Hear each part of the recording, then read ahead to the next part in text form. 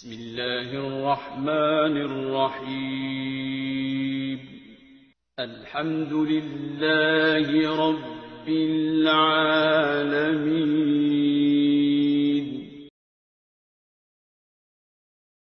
بسم الله الرحمن الرحيم نحمده ونصلي على رسوله الكريم.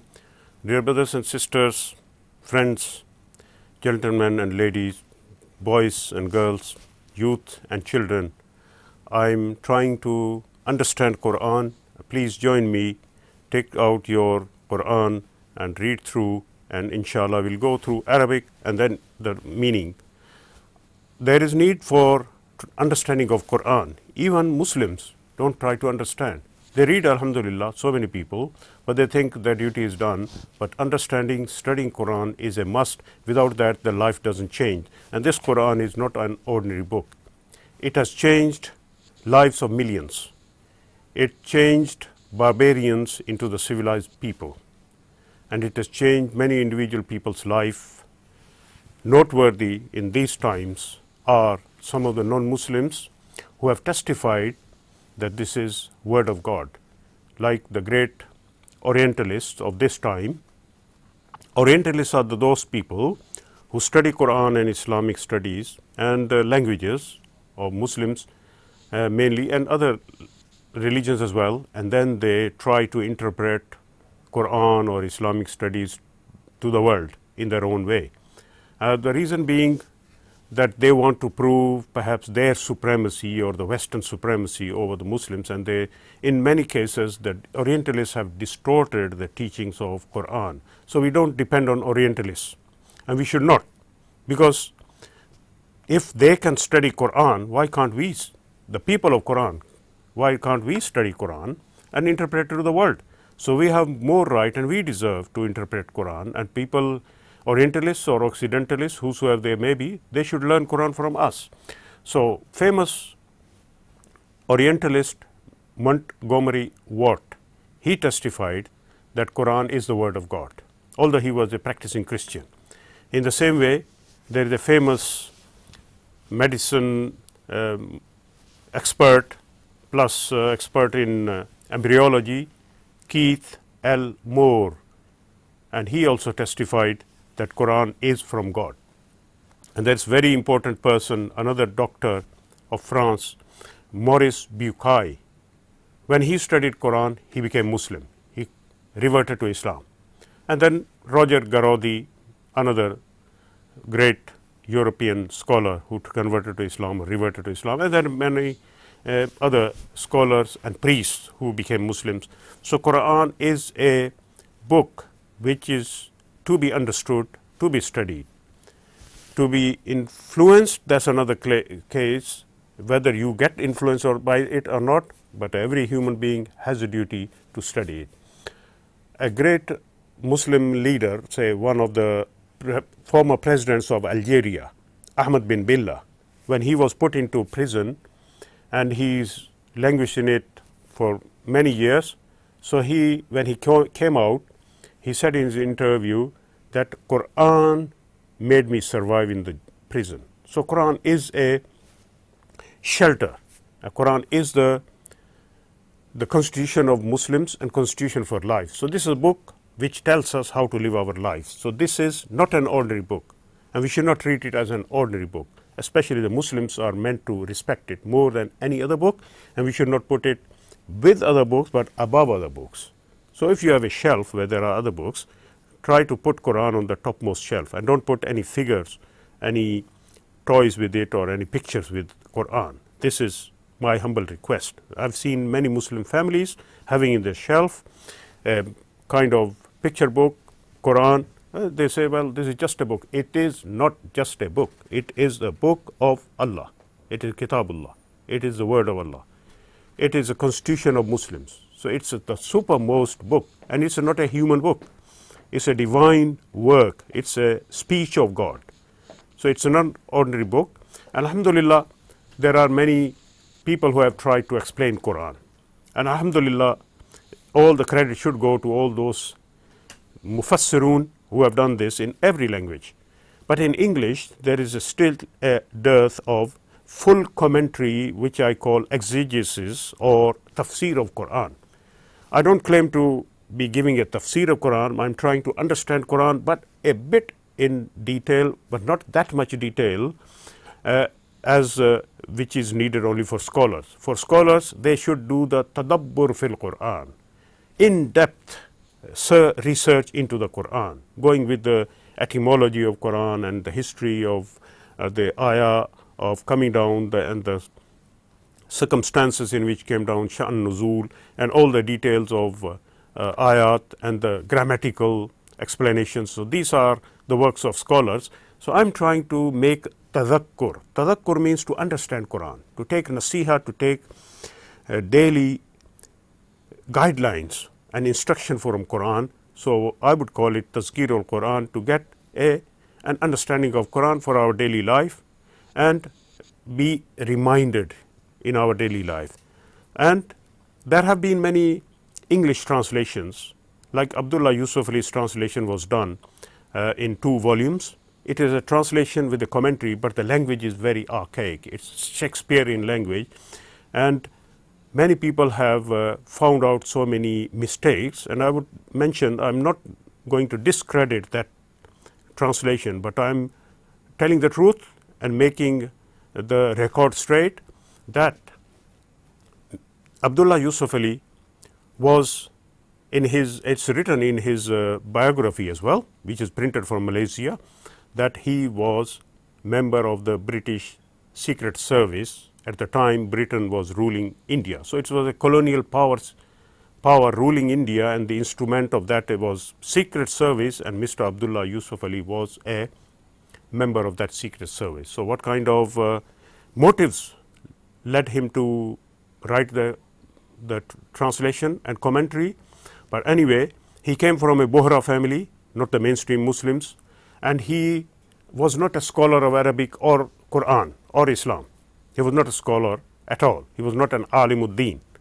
So, and at one time when he was the principal of the Islamia College Lahore, he recited, he wanted to give an example of his translation when he was doing this translation. So, he read the Arabic, or he asked someone to read the Arabic of Qur'an. So, Qur'an is in Arabic. So, when that was recited, then he gave the translation, and that translation was not the translation of what was recited, but it was totally different.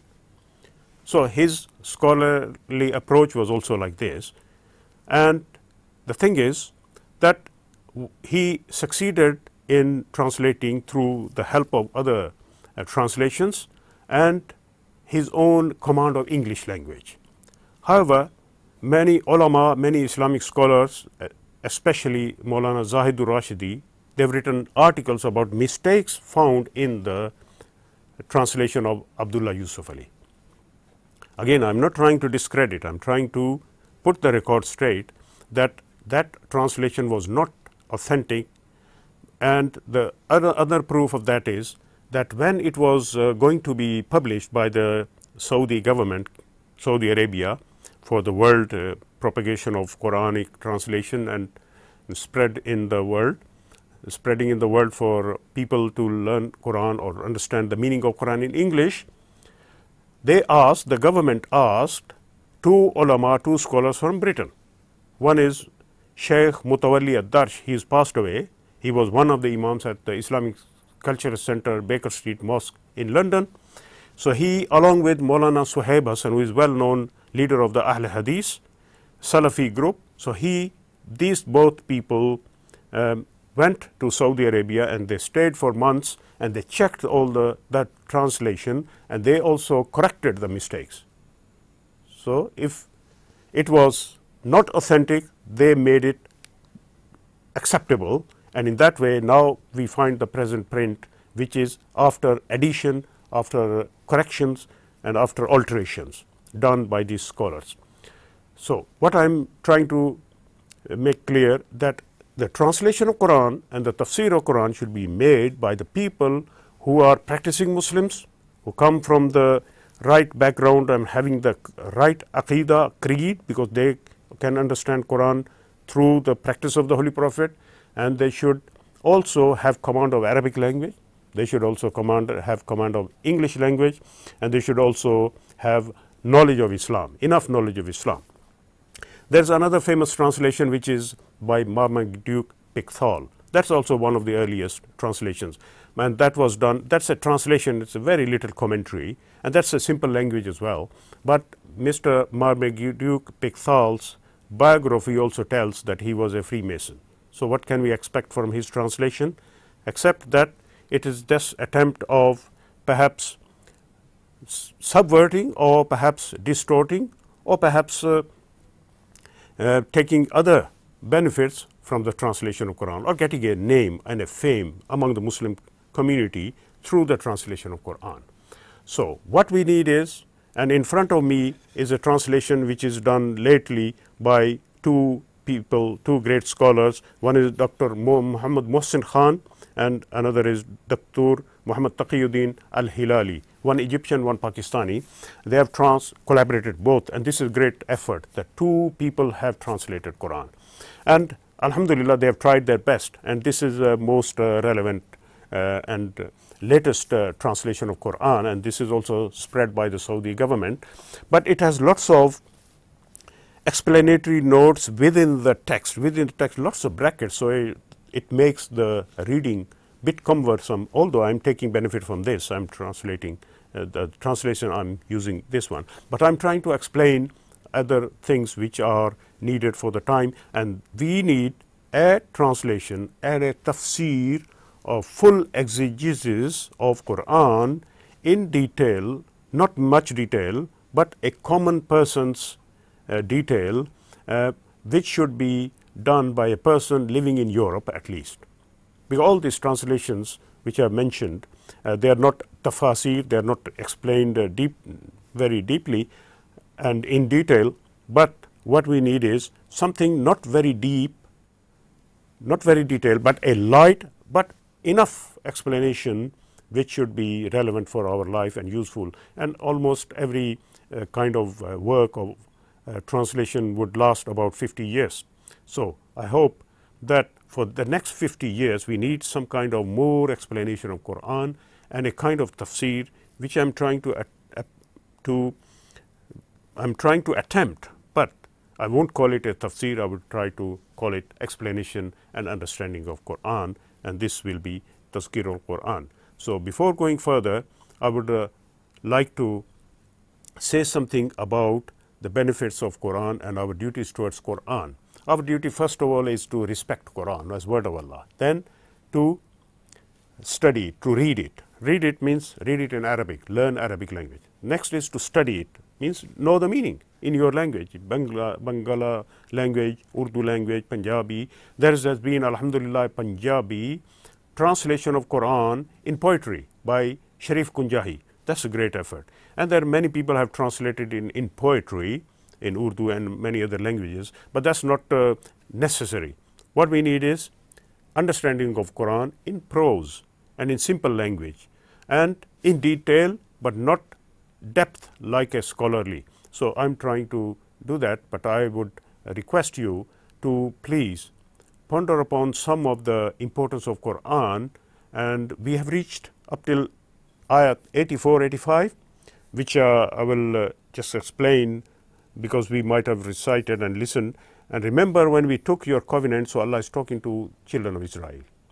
Children of Israel have explained the children or the sons or descendants or grandsons or the tribes of Yaqub alayhi salam, who was the son of Ishaq alayhi salam, and Ishaq alayhi salam was the son of Ibrahim alayhi salam. So, this is the offshoot of Ibrahim alayhi salam, the children of Israel. Another offshoot was Ismail alayhi salam, the first son of Ibrahim alayhi salam, and from him came Muhammad sallallahu alaihi wasallam, the last prophet, and from Ishaq alayhi salam came the prophets and children of Israel. So, Allah is addressing these people that remember when you took your covenant, the pact between Allah and you, shed not the blood of your people, don't kill your people, nor turn out your own people from their dwellings, don't turn them out of their houses, then you ratified this and you bear witness. So, Allah made a covenant that you should do, don't kill yourself, don't kill children of Israel should not kill each other, and later on, because one of the sons of Israel was Judah.